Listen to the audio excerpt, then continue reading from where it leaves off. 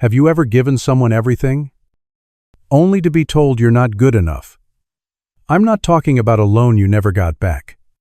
I'm talking about $250. Ling. I paid for their house, their kitchen, their life, and my reward being banned from Christmas dinner because my future grandchildren shouldn't be exposed to my kind of people. They lit the fuse that day, and I was about to hand them the bomb. This is the story of how I reclaimed my dignity. If you believe that respect is non-negotiable, subscribe, because you won't want to miss a single detail. The smell of simmering onions and garlic is the smell of my childhood. It's the scent of my mother's kitchen, a warm, fragrant cloud that meant home, safety, and love.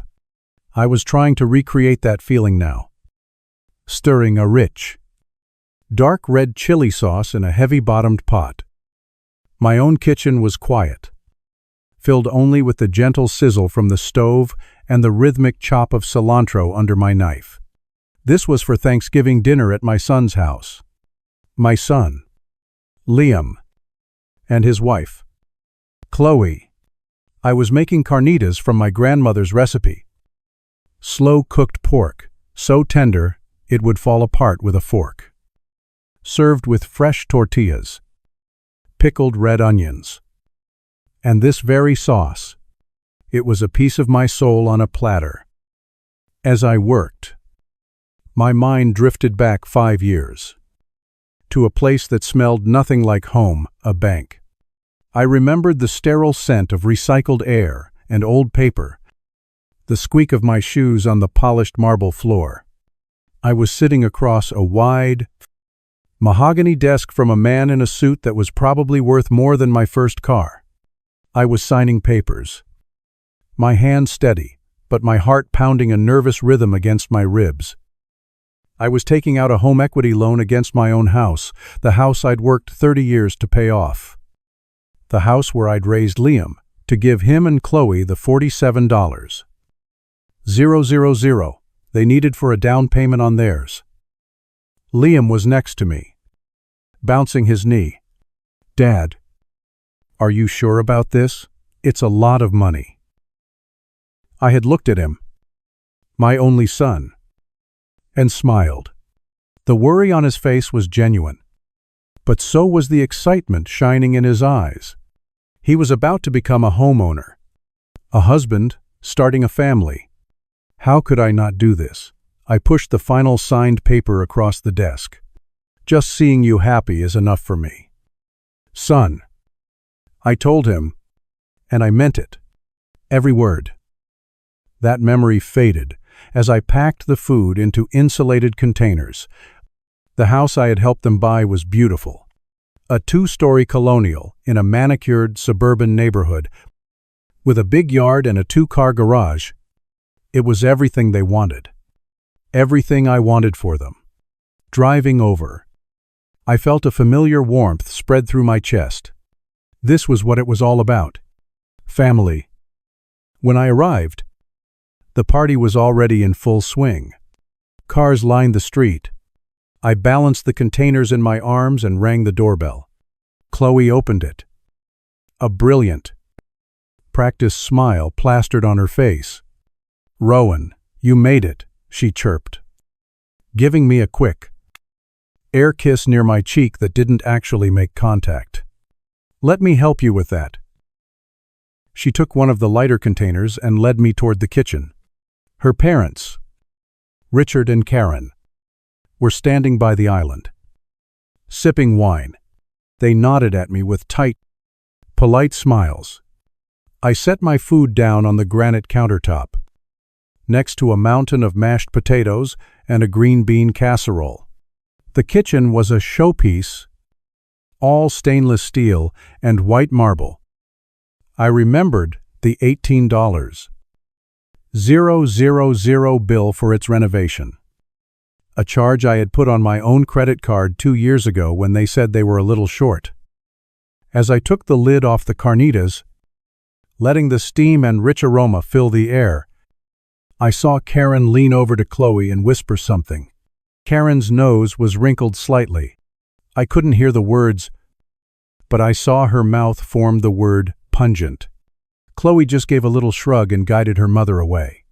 A small, sharp stone dropped into my stomach. We all gathered around the enormous dining table an hour later. The turkey was carved. The wine was poured. I had a generous helping of my own food on my plate, alongside the more traditional Thanksgiving fare. I was proud of it. It was a link to our family's past, a heritage I wanted to share.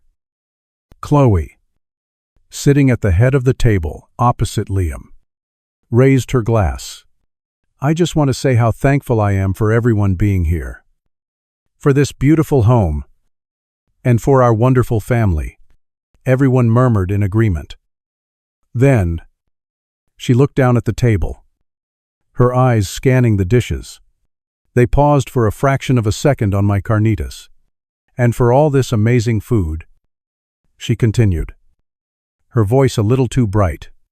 Though, maybe next year we can stick to more refined options. We should really be elevating our holiday traditions. Don't you think? This is all lovely. Of course, she added, with a dismissive little wave of her hand. But some of it is a bit like, well, peasant food, isn't it? The table fell silent. The clinking of forks stopped. Everyone was looking at me. The stone in my stomach grew heavier, colder. I looked across the table at Liam. My son. I waited for him to say something, to defend me, to defend his own grandmother's recipe, to say anything at all. He didn't. He just stared down at his plate, his fork frozen in his hand. He meticulously pushed a stray piece of turkey around, his jaw tight. He wouldn't meet my eyes. His silence was a betrayal, far deeper than her words. It was an answer. He was choosing her, choosing this new, too refined life over the one I had given him. I don't remember much about the rest of the meal. I ate. I nodded. I made small talk. But my mind was somewhere else. After dinner, while people were having dessert, I found myself looking at the gallery wall in their living room. It was covered in framed photos. Chloe and Liam in Hawaii, smiling on a white sand beach. Chloe and Liam skiing in Aspen, decked out in expensive gear. Chloe and Liam on a yacht, raising champagne glasses. Vacations I knew I had paid for with every $2. $800 monthly mortgage payment I'd made for them for the past 5 years. My money, my sacrifices, were hanging on their wall as trophies of a life I wasn't truly a part of. A few days later, the chill from that dinner still hadn't left me. I decided to call Liam, to talk about Christmas plans. Maybe it was a misunderstanding. Maybe he would apologize. I needed to hear his voice. He answered on the third ring. Hey, Dad. He sounded hesitant, distant. Hey, son. I was just calling to see what the plan was for Christmas Eve. Am I bringing anything? There was a pause. I could hear muffled talking in the background. His voice was low, strained. About that. Dal? Suddenly, the voice on the phone changed. It was Chloe, her tone sharp and syrupy sweet. Rowan. Hi, Liam and I were just talking about that. Oh. Hey, Chloe. I was just asking Liam about Christmas. I know, she said. Look, we've decided to have a more intimate, private Christmas this year. My parents are coming. Of course. And to be honest, we just don't want your heritage affecting the holiday atmosphere. We want to build our own traditions now. I'm sure you understand. I didn't say anything. I couldn't. The phrase, "your heritage," echoed in my ears. It wasn't about the food. It was about me, my family, where I came from. And Liam was right there, listening, letting it happen. "So, you're not welcome. Is that what you're saying?" My voice was flat, devoid of emotion. "I'm saying we're having a family Christmas," she replied, her voice turning to ice. "And this year, that doesn't include you." Click. She hung up. I stood there in my quiet house, the phone still pressed to my ear, listening to the dead air. The silence was absolute. There was no anger, no shouting, no pleading, just a sudden, shocking clarity. The kind of clarity that comes when a fog you didn't even know you were in finally lifts. For 5 years, I had been pouring my life, my money, and my love into a foundation that was rotten from the start. I lowered the phone from my ear and looked at it. My thumb moved across the screen, my muscles acting on their own accord. I opened my banking app. My eyes found the recurring payment, scheduled for the 1st of next month. A single line on a screen that represented so much. Armayan. Babe. Recipient National Mortgage Corp. Memo Liam's Mortgage. Beside it was a small, red button. A simple word in white letters. Cancel. I stared at it. My breath held tight in my chest. My finger hovered over the screen. My finger hung there for a second that stretched into an eternity. It was just a button on a screen. A few pixels arranged to look like a word, cancel. But it felt like a trigger. A switch on a circuit board, wired directly to the foundations of my son's life. A life I had built. A life I was now being evicted from. The memory of Chloe's voice, dripping with condescending pity, your heritage, slashed through my hesitation. My finger came down. The screen flickered, replaced by a confirmation box. Are you sure you want to cancel this recurring payment? There was no hesitation this time. I tapped confirm. The line item on my screen vanished. Just like that. 5 years of payments. 60 transfers of my money into their lives. Erased with 2 taps of my thumb. I set the phone down on the counter. The screen going dark. I felt nothing. Not triumph. Not regret. Just a profound, hollow emptiness. The connection had been severed. The line was dead. The next few weeks passed in a strange, muted silence. The world outside my windows prepared for Christmas. Lights twinkled on neighbors' houses. Inflatable snowmen popped up on lawns. Inside, my house remained dark and quiet. I went to work. I came home. I cooked for myself. It was a simple, lonely routine. I didn't reach out to Liam, and he didn't reach out to me. It was as if a door had been quietly closed between our two worlds. Part of me, a foolish, fatherly part, kept a small, flickering hope that he would call, that he would apologize, that he would fix this, but the phone remained silent. One afternoon, an email notification popped up on my computer. The subject line was from my bank, confirmation of canceled automatic payment. I opened it. It was a sterile, formal notice confirming that the monthly $2,800 transfer to the mortgage company would no longer be processed. Seeing it there in black and white felt different. It was real. A small, bitter pang of guilt pricked at me. I was his father. Was this the right thing to do?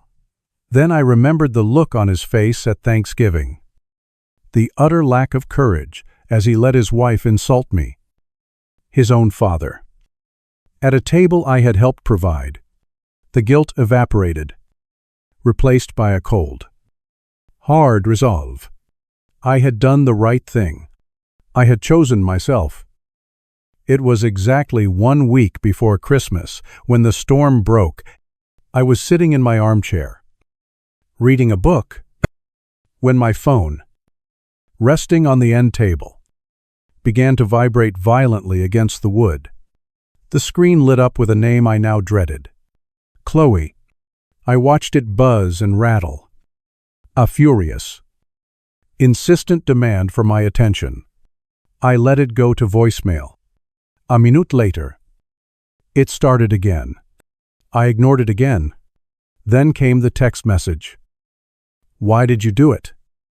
The letters were all in caps, stark and accusatory on the small screen.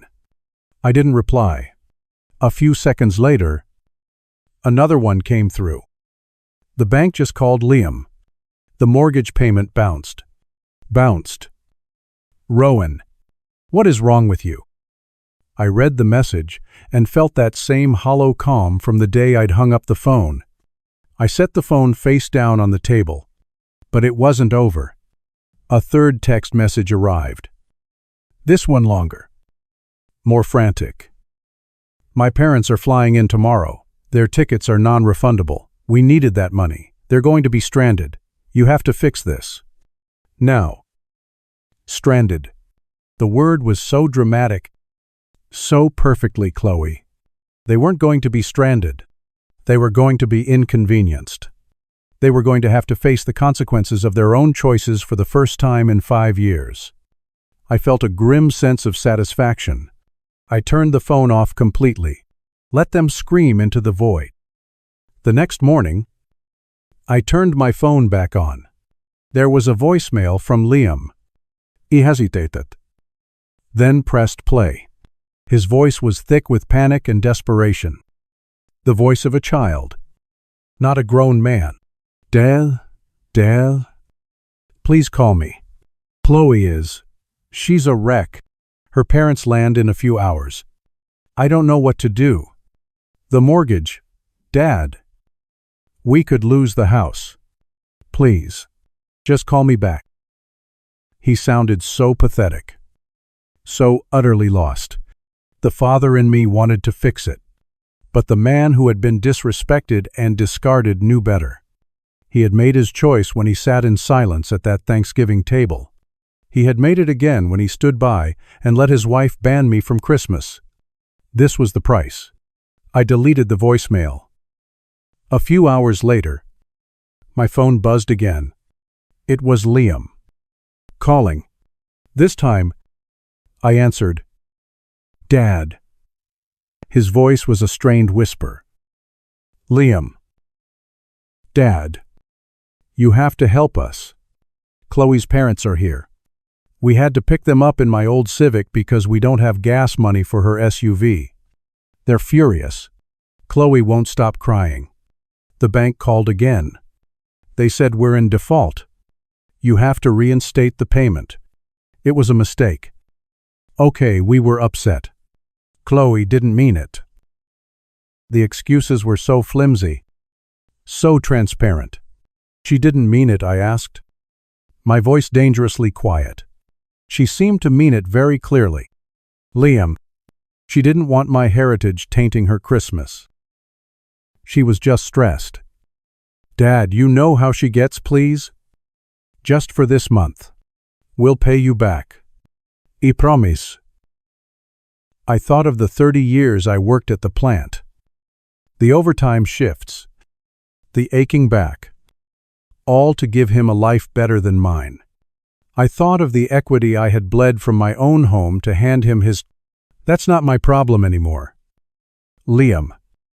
I said, the words tasting like rust and freedom, and I hung up. I thought that would be the end of it. I was wrong. It was just the beginning. That evening, a friend from my bowling league, a good man named Dave, sent me a text. Hey Rowan, you might want to see this. Don't listen to the crazies. Below the text was a screenshot. It was from our town's community Facebook page. My heart sank. It was a post from Chloe. She had posted a picture of herself, a selfie where she had clearly made herself cry.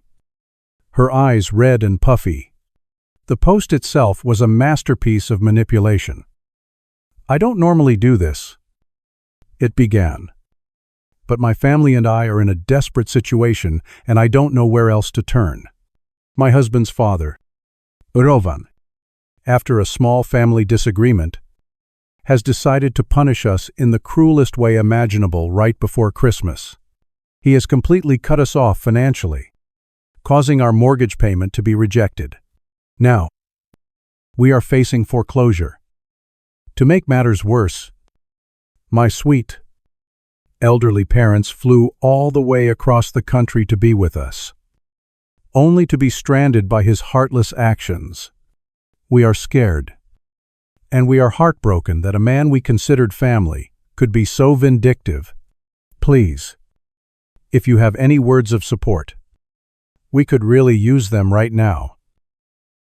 The post was a work of fiction, but it was effective. The comments section was a raging river of vitriol, all of it directed at me. Brenda from down the street wrote, "That Rowan guy. I always knew there was something off about him. What a monster." A man I didn't even know posted, "How can a father do that to his own son? Disgusting. Someone should call Adult Protective Services for those poor parents."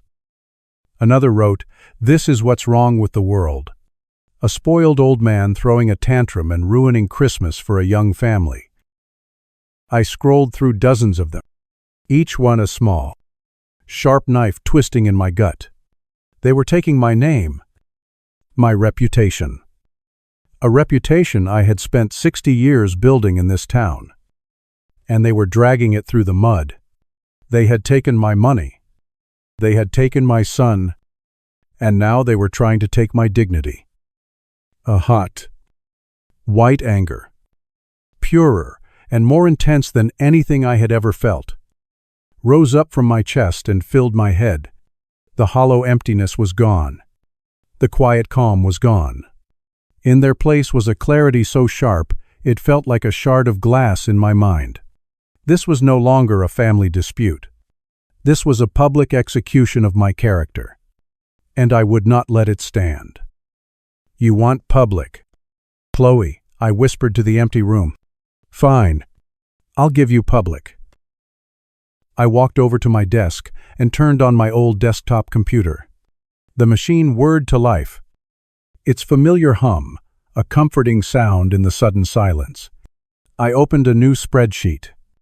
The grid of empty white cells stared back at me. A blank canvas. I moved the cursor to the top of the page and typed a title for the file. A name that felt both ironic and deeply appropriate. Project Christmas. My fingers flew across the keyboard. A lifetime of suppressed frustration and newfound purpose flowing out of me. I created columns: date, description, amount, source. I moved to the first cell of the first row and began to type, my memory crystal clear. May 12. 2020. Down payment on house. 47美元. Ling. Rowan's home equity loan. The hunt had begun. The cursor blinked. A tiny, rhythmic pulse of light at the end of the sentence. Rowan's home equity loan. It looked so simple on the screen, so factual, but it felt like the first drop of ink in a clear pool of water, a stain that would spread until it touched everything. For the next 2 weeks, that spreadsheet became my obsession. The quiet anger that had ignited in me became a slow-burning, focused fire. It fueled me. My life took on a new vase. Singular purpose. My mission was forensic accounting on the last 5 years of my own generosity. Each evening after work, I'd pull out the old, dusty file boxes from the attic. They smelled of aging paper and forgotten time. One by one, I went through them, my hands becoming smudged with dust and ink. I unearthed a decade's worth of bank statements, credit card bills, and tax returns. The hum of my old scanner became the soundtrack to my nights, its light sliding back and forth, digitizing the paper trail of my own foolishness. The dining room table disappeared under neat stacks of paper, each one a monument to a specific financial sacrifice. While the scanner worked, I had my laptop open. I created a ghost of a profile on Facebook. No friends. No photo. Just a name bland enough to be invisible. From there, I navigated to Chloe's page. It was public. Of course. She wanted the world to see the perfect life she was living. And I, the ghost in her machine, became her most dedicated audience. I scrolled back 5 years, my finger clicking methodically. It was all there. A meticulously curated timeline of my own charity, presented as her success. There was a photo album from August 2021 titled Kitchen Reno Doan, with a picture of her and Liam popping a bottle of champagne. Chloe's caption read, "So in love with our new kitchen, my amazing hubby. Liam made my dream a reality. Number kitchen goals, number blessed, number bisthusband ever." I dragged the photo to a folder on my desktop. Then I pulled the corresponding credit card statement from a pile on my table. There it was. A single, eye-watering charge from July 2021 Home Depot, $18. Sanbai Sushar. Shirtsi. My stomach tightened. I scanned the statement. I found their anniversary trip to Hawaii from 2 years ago. Photos of them smiling under a waterfall. Their faces tanned and happy. Living our best life in paradise, Chloe had written. I found the bank statement from that month. A transfer of $5,000 to Liam's account. With the memo I'd written myself, "Happy anniversary, kids." It went on and on. The new SUV she got for her birthday, the ski trip to Aspen, the designer clothes. Each boastful post on her timeline had a corresponding debit from my accounts. I was the silent, uncredited executive producer of their entire lives. With each discovery, the anger burned cleaner, colder. This wasn't just about being unappreciated. This was erasure. They hadn't just taken my money. They had taken my story and written me out of it. Late one night, I was sifting through a backup of my old phone's data on an external hard drive, looking for an email confirmation of a wire transfer. My eyes were tired. The numbers on the screen starting to blur. Then I saw it. A folder labeled Text Messages. On a whim, I opened it. I scrolled back to the week they had closed on the house. And there it was. A message from Liam, dated the day the sale was finalized. The Chekhov's gun I had forgotten I owned. "Dad, we got the keys. We're standing in the living room and we just can't believe it. It's perfect. Thank you so much for everything. We could never, ever have done this without you. We love you."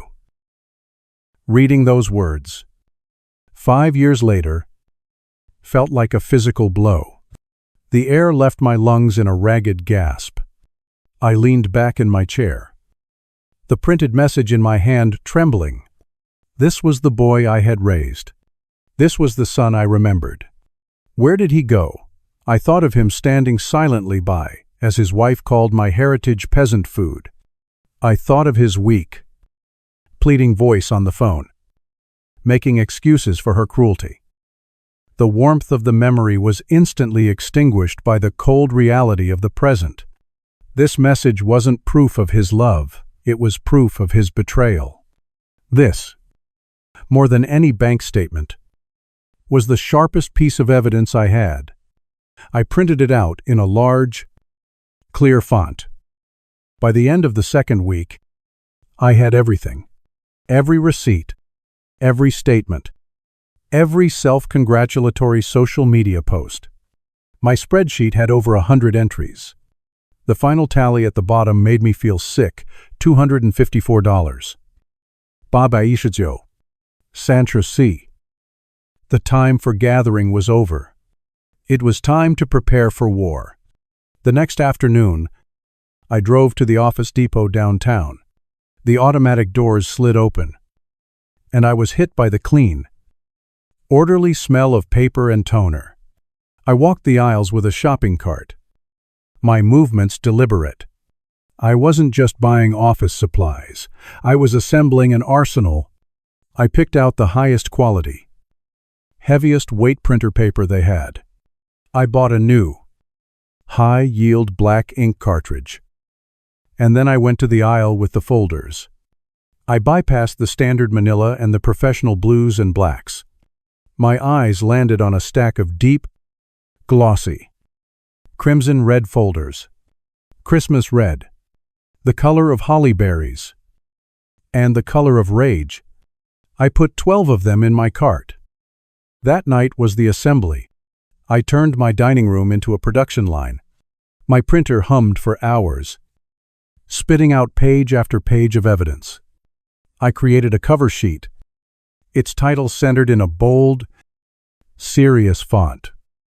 A financial report and record of contributions regarding the property and lifestyle of Liam and Chloe, last name 2020, 2025, prepared by Rowan, last name.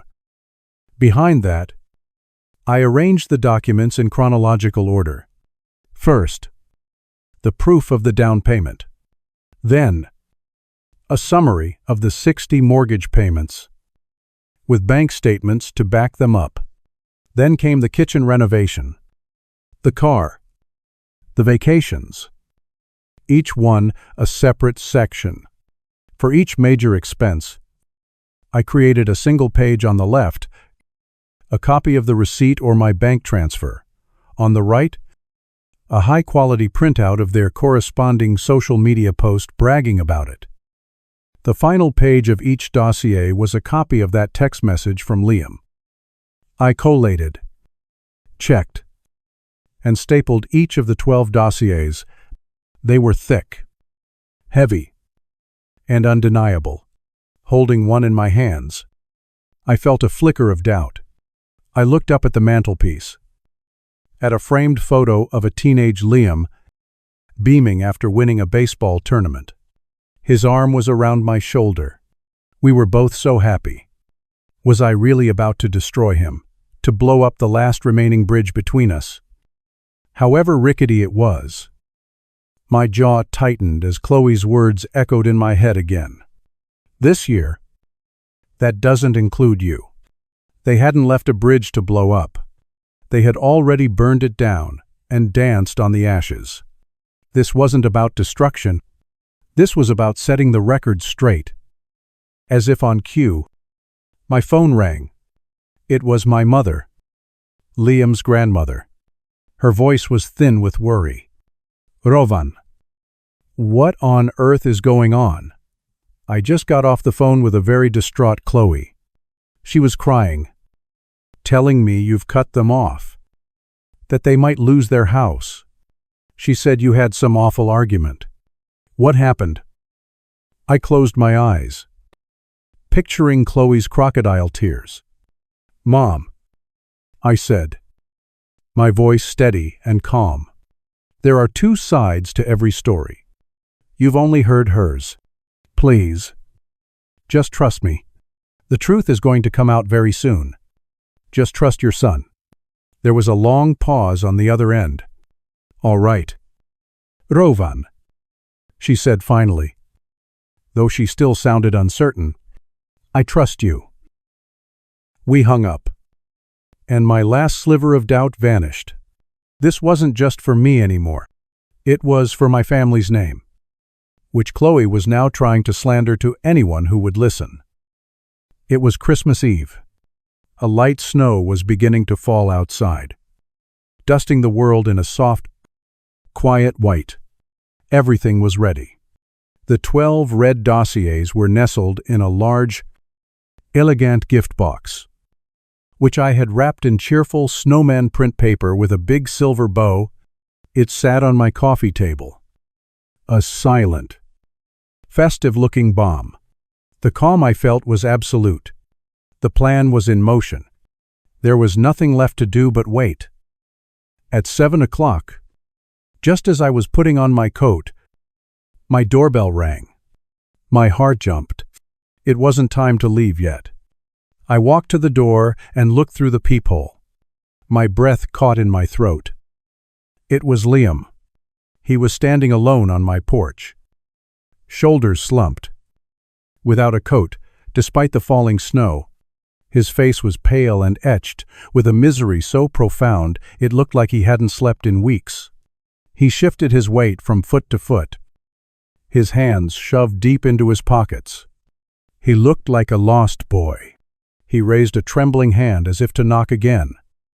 Every fatherly instinct in me screamed to open the door, to pull him inside out of the cold, to hold him and tell him it would all be okay. But I knew if I opened that door, my resolve would crumble. I would be letting the cycle of disrespect begin all over again. So I stood there, a foot away from my only son, separated by a thin piece of wood, and did nothing. I watched as his hand fell back to his side. He waited for another minute, his breath fogging in the cold air.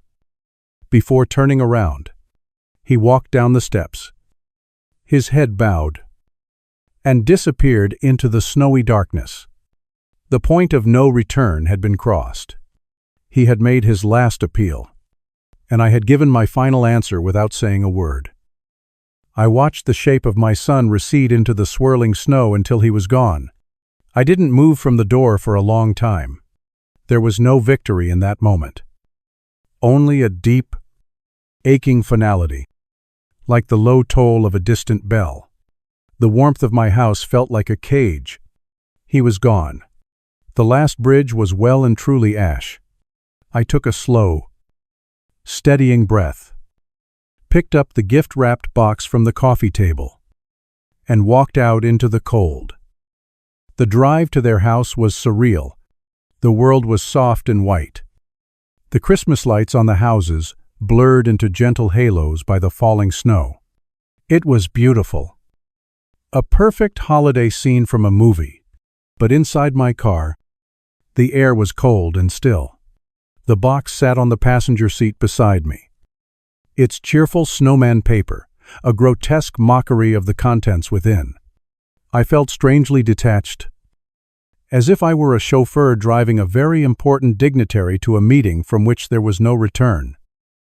I was just the driver. The box was the passenger of honor. When I pulled onto their street, it was exactly as I had pictured. Cars were parked all the way down the block.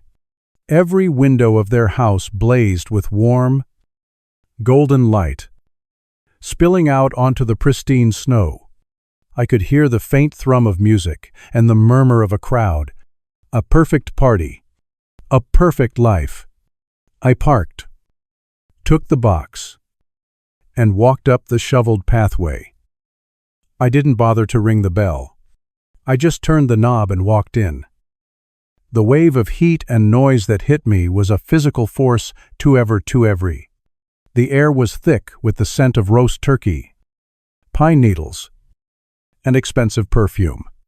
A Christmas tree glittered with 1,000 tiny lights in the corner, and a fire roared in the hearth. The living room was crowded with people dressed in festive sweaters and cocktail dresses, laughing, holding glasses of wine. It was a scene of perfect holiday cheer. And then they saw me. It didn't happen all at once. It was a slow, rolling wave of recognition. The conversations closest to the door faltered first. A man in a red sweater stopped mid-laugh. A woman holding a glass of champagne lowered it slowly. The silence spread from the foyer outwards. A ripple effect of sudden, awkward tension. The music still played, but it suddenly sounded loud and intrusive in the quiet room. Every eye turned to me, standing in the doorway.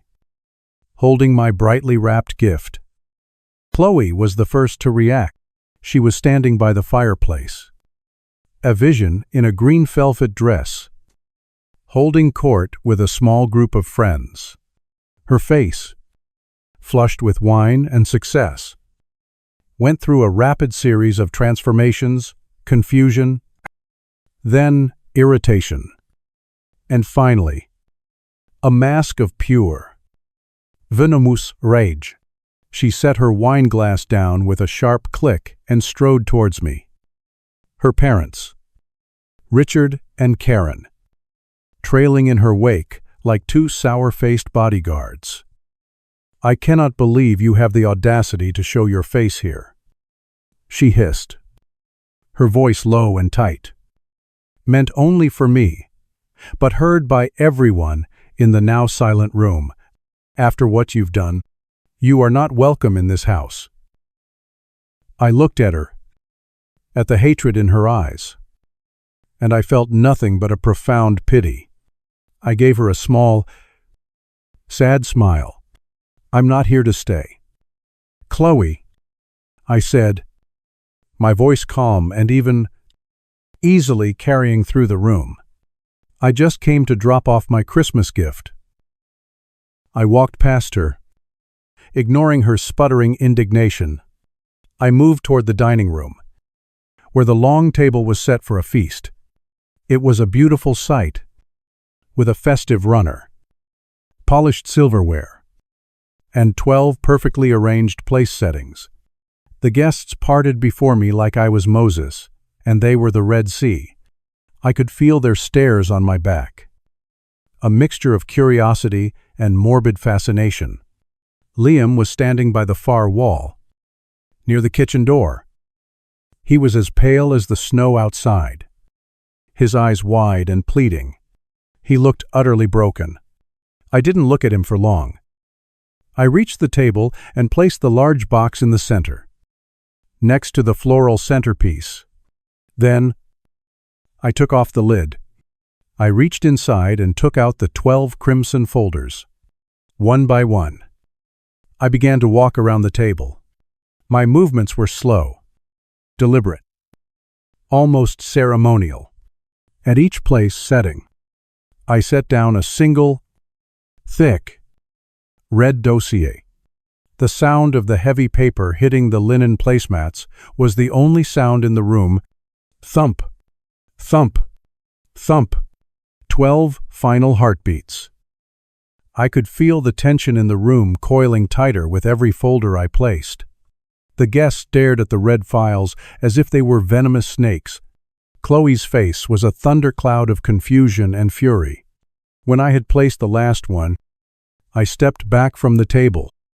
For a moment, nobody moved. Then, a man I didn't know, probably a colleague of Liam's, tentatively reached out and picked up the folder at his place.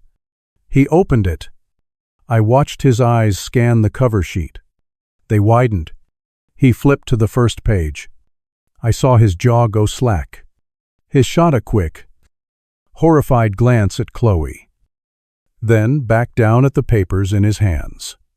He looked up at me, his expression one of dawning, sickening understanding. That broke the spell. A woman across the table opened hers. Then another guest. A low murmur rippled through the room, a sound of shock and disbelief. People were flipping through the pages, their eyes darting from the bank statements on the left to the Instagram photos on the right. I heard a woman gasp. Another whispered, "Oh my God, is this real?" Chloe, seeing she was losing control, finally snapped. She lunged for the table and snatched the folder from in front of her mother's plate. She ripped it open. I watched her face as she saw it. As she saw her own boastful words, her own smiling face in Hawaii, right next to the record of my $5,000 bank transfer. She saw her dream kitchen next to my $18,000 credit card bill. The color drained from her face, leaving it a pasty, mottled white. Her mouth opened and closed, but no sound came out. Then she found her voice. "What is this?" she shrieked, the sound tearing through the room. "What is this sick joke? This is an invasion of privacy. This is illegal. You can't do this." I stepped forward, into the center of the room. I didn't raise my voice. I didn't need to. Everyone was hanging on my every word. "It's not illegal, Chloe," I said calmly. "It's the truth. It's an accounting. Every dollar that paid for this house, this kitchen, these cars, these vacations, it all came from me. The truth isn't an invasion of privacy. It's just the truth." I turned to face my son. Liam was still frozen against the wall, his face a mask of pure agony. "The total, in case you were wondering," I said, my voice softening just a little, filled with a sorrow that was bottomless, "is $254,819.34. I reached into my coat pocket and pulled out the final piece of paper. The printed text message. I held it up. "Liam," I said, my voice thick with the memory of the man he used to be. "Do you remember sending this to me? The day you got the keys to this house," I read the words aloud, my voice echoing in the stunned silence. "Dad, we got the keys. Thank you so much for everything. We could never, ever have done this without you.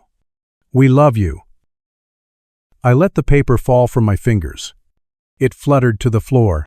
"I just wanted to remind you of that," I said quietly. That was the breaking point. The guests, the jury, began to deliver their verdict. The man who had first opened the folder stood up, threw the red dossier onto his chair, and walked towards the door without a word. A couple followed him. They wouldn't look at Chloe or Liam. They just wanted out.